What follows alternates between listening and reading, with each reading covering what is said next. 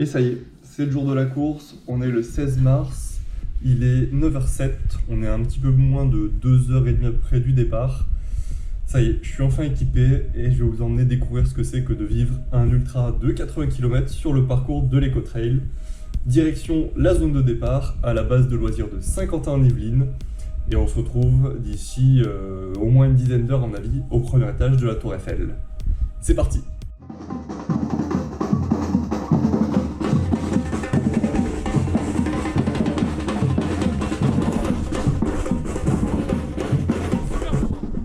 Souriant, j'espère voir jusqu'au 80.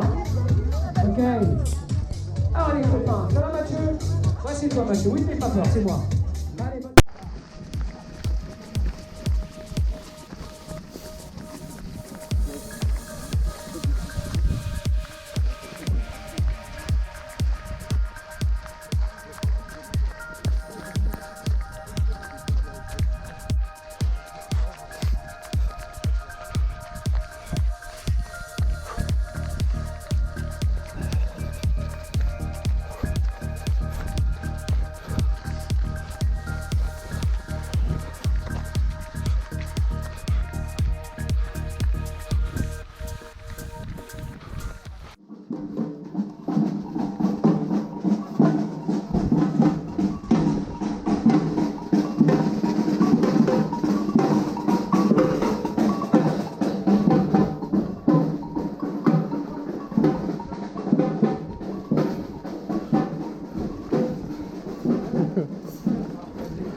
C'est la team GoPro ici.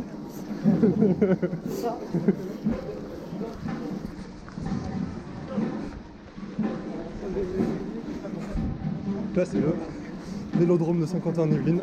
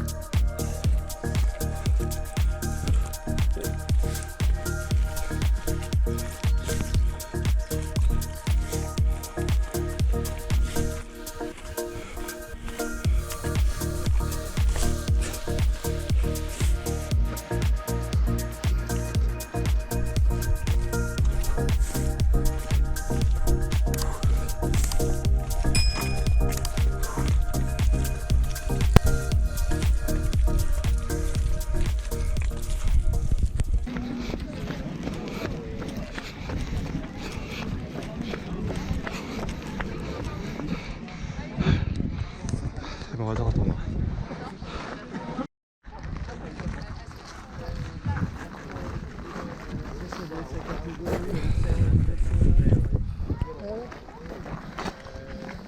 Allez, fin du ravitaillement, kilomètre 24.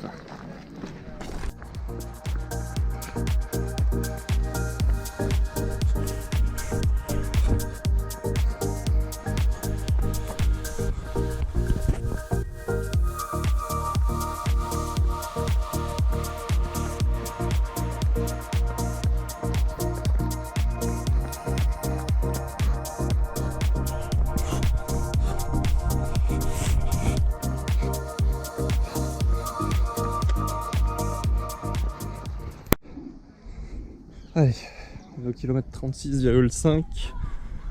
Il en reste encore à peu près 9,5 avant le prochain ravitaillement. Bon, ça va être un peu difficile, mais on va pas lâcher. Hein. On va pas lâcher. Allez.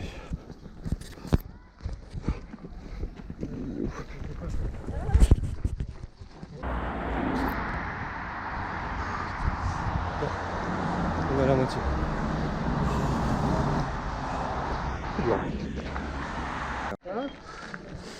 Allez, 46e. Faites vue. Allez.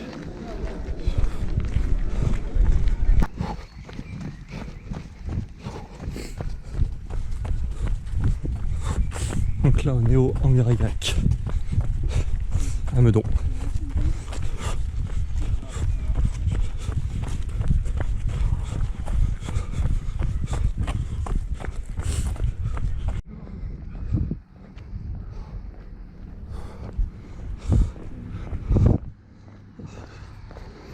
Allez, on arrive sur l'observatoire de Meudon, la terrasse de l'observatoire.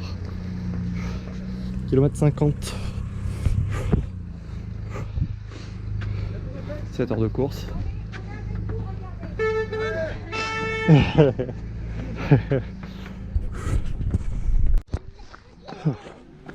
Voilà la vue qu'on a de la terrasse. On peut voir la tour Eiffel. On doit rejoindre dans 30 bornes. Il va faire nuit d'ici une petite demi-heure. On va devoir passer à la frontale. Remettre un peu d'équipement plus chaud. Plus dur effet. Allez. Les gens sont en train de commencer à s'équiper avec les frontales. J'ai sorti les manchettes de mon côté. Ce qui me donne un style. Oups. Mon gros doigt sur la caméra. Hop. Allez. Prochain ravitaillement au 58e.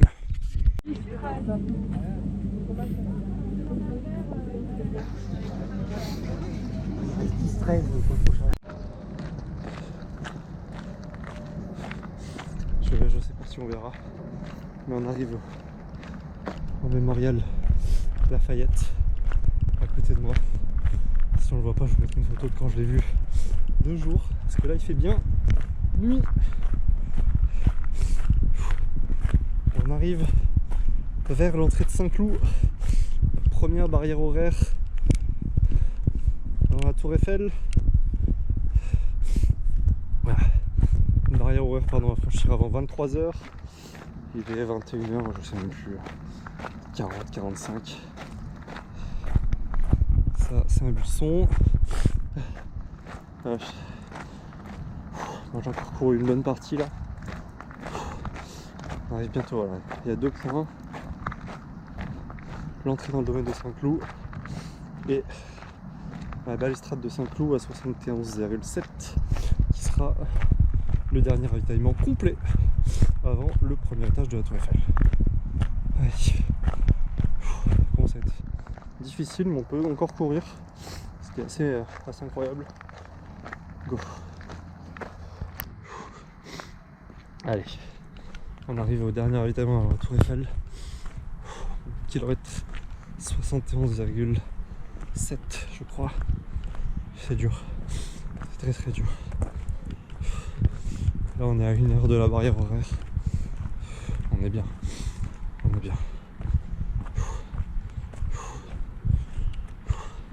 Dernier ravitaillement complet. Allez. Et après c'est les quais sur 10 bornes. Tout plat. Mais sur route. Les genoux vont pas aimer. Mais bon, c'est pas grave.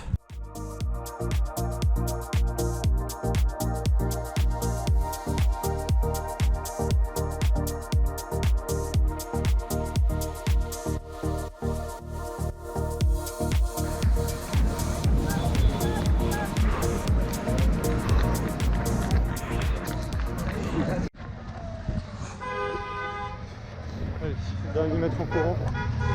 Elle est là la tour.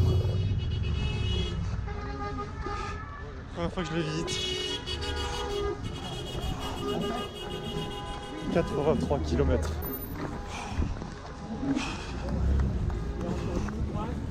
Il n'y a pas d'ascenseur.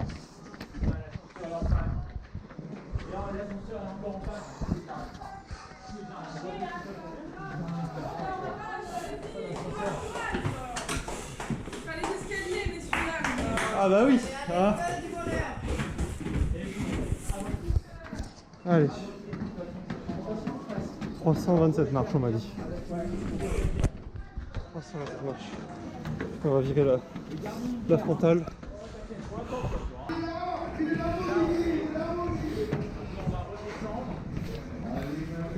C'est magnifique. C'est magnifique. Purée. Bienvenue à vous.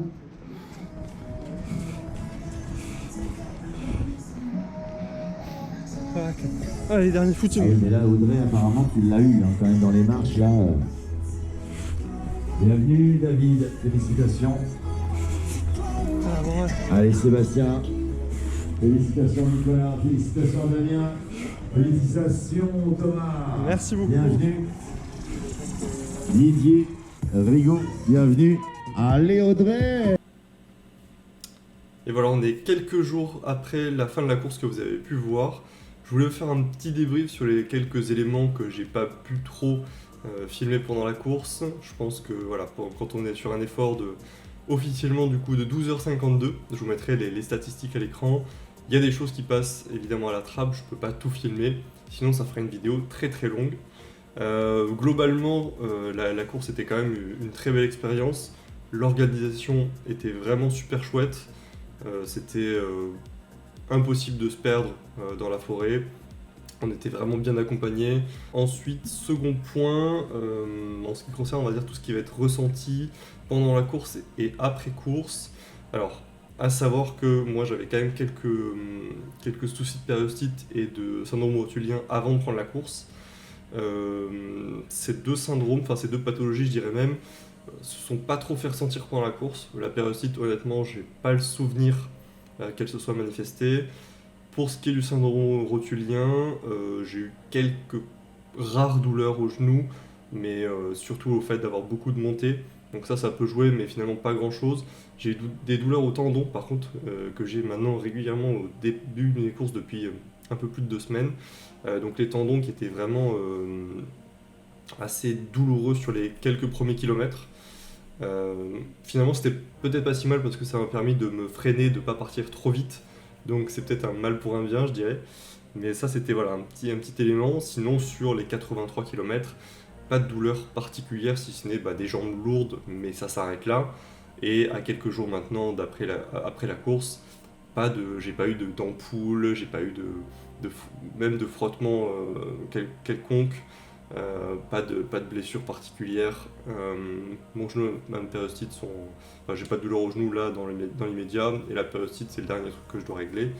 Mais l'ultra n'a rien changé à ça et ne m'a pas finalement fait plus de mal que le marathon de Miami qui m'avait apporté quelques cloques et quelques petites douleurs dans les orteils. Là finalement c'est un effort qui est de très longue durée. Je pensais pas pouvoir courir jusqu'à la Tour Eiffel, jusqu'au bout, et finalement j'en ai parlé un petit peu pendant la course, les barrières horaires n'étaient pas si laxistes que ça, donc il faut quand même garder en tête qu'il faut avoir une préparation sérieuse si jamais un jour vous voulez faire cette course. La préparation elle doit être aussi complète en termes de volume, parce que voilà, pour courir sur de telles distances, ça reste quelque chose qu'on peut pas prendre à la légère. Et pareil sur la nutrition, je pense avoir un petit peu pêché à la fin sur ce point-là. J'avais un petit peu du mal à me forcer à m'alimenter, donc ça a peut-être joué un petit peu. Mais dans l'ensemble, voilà, il n'y a que le dernier ravitaillement qui commençait à être très difficile parce qu'il commençait à faire froid.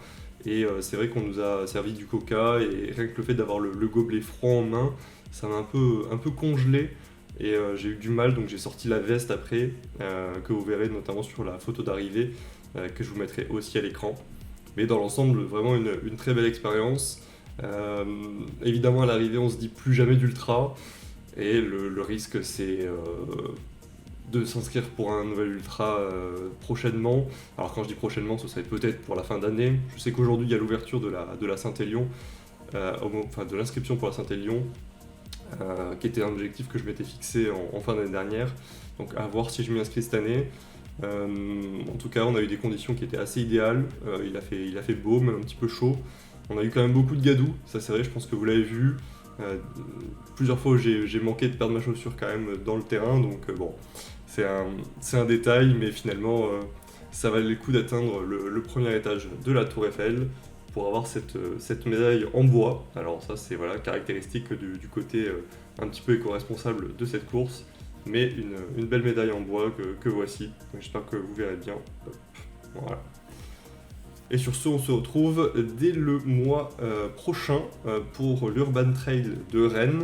Donc un trail de 24 km en centre-ville avec, si je dis pas de bêtises, 2900 marches. Donc voilà, un défi qui promet d'être assez intéressant. Sur ce, j'espère que la vidéo vous aura plu. N'hésitez pas à liker, à vous abonner et à la partager.